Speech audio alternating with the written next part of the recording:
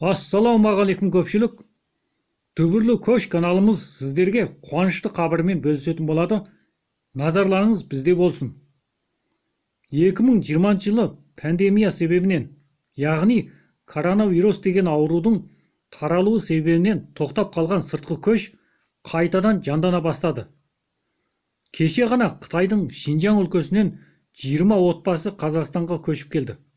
Оларды Алматы әуежайынан күтіп алған Отандас ел қоғамдық бірлестігінің жетекшісі Мұқан Мәмітхан осыдан 5 жыл бұрын көші-қон шақыртуын жібергендігін айтты.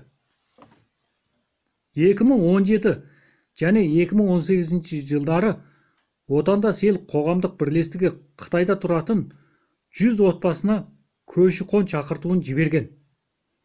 Бірақ 2019 жылдың соңына қарай шекара ашылып, Қазақстанға тек қана 10 шақты отбасы көшіп келгенімен 2020 жылы пандемияға байланысты көші-қон қайтадан тоқтап қалған.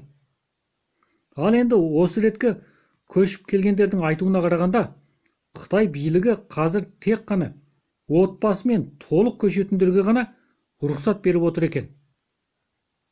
Енді кейбір ақпараттарға қарағанда 20 отбасы, осы ретке келген 20 отбасы Үрімжі Чыңду арқылы 4 күн уақыт жүріп келген.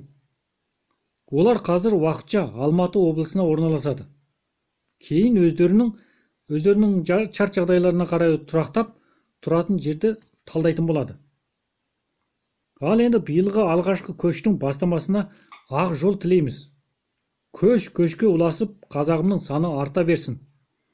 Сіздерге көп рахмет. Келесі санда көріскенше сау болыңыздар.